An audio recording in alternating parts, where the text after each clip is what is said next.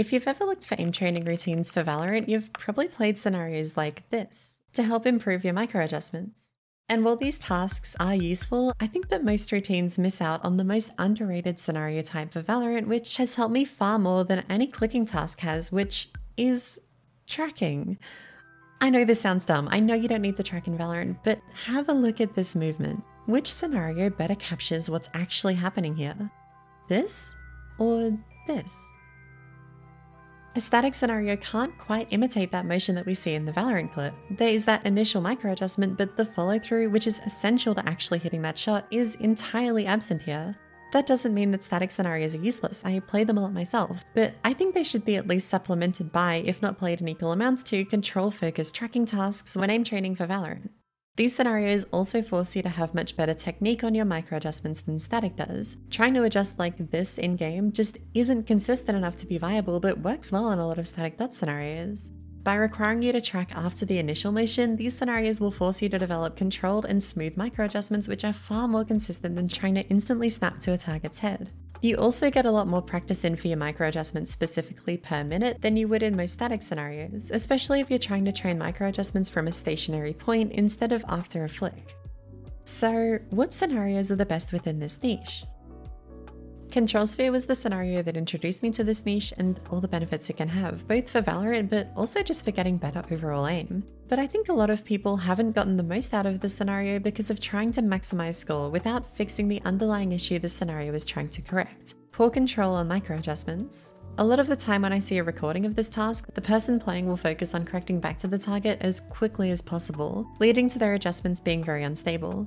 I honestly think the best way to approach this scenario is by playing with very little urgency. Let yourself get comfortable and consistent with the movements before trying to speed up.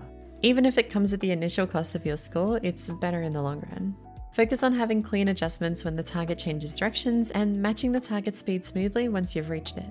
I'd recommend starting with a version of this scenario where you get at least 50% accuracy.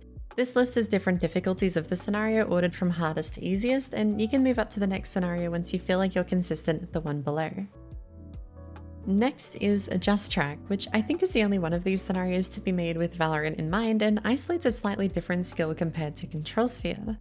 That scenario is best played with a very relaxed style when first learning it, but what happens if you struggle to maintain consistency when adding back some urgency or can't force yourself to re-implement some speed?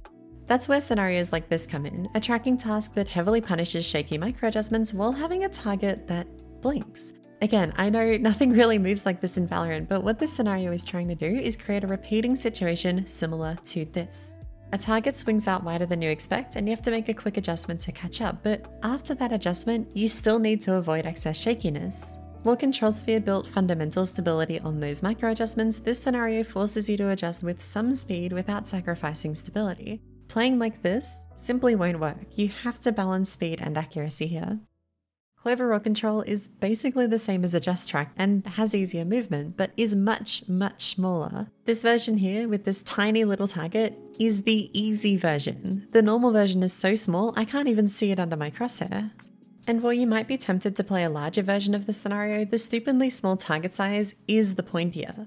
When we aim, we have a tendency to use our arm for large movements and our wrist for smaller ones, but for something like this, unless we play at a very slow sensitivity, neither of them are precise enough to accurately track a target so small. Even when using my wrist, I tend to overshoot here. So what can we use instead?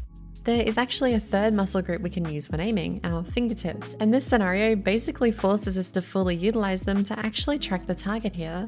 A lot of people, myself included, haven't developed this muscle group as much as the other two, and because of that, don't tend to lean on it as much when making micro adjustments, but the benefits they offer apply in games as well, not just in scenarios like this one.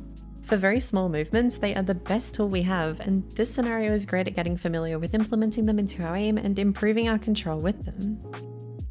Angelic is probably the hardest to explain of the scenarios I included in this video. I think all its variants have value, but I want to specifically focus on Angelic for Voltaic, which takes this bot from the original scenario, tweaks its behavior slightly, and turns it into a task that is incredible for improving at two things: target reading and adjustment control. It almost combines the skills the other scenarios in this video developed. You need fast adjustments to keep up with the target while maintaining control on those adjustments to ensure you can easily read its movements, while using your fingertips to help compensate for its larger focus on vertical movements.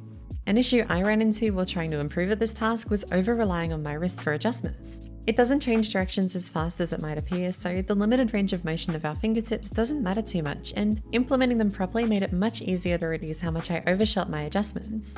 I'd also recommend playing versions of this scenario that are much easier than normal to help isolate movement reading and practice moving your mouse only as much as you need to. It really helped me keep my macros calm and controlled, even in tense situations in game.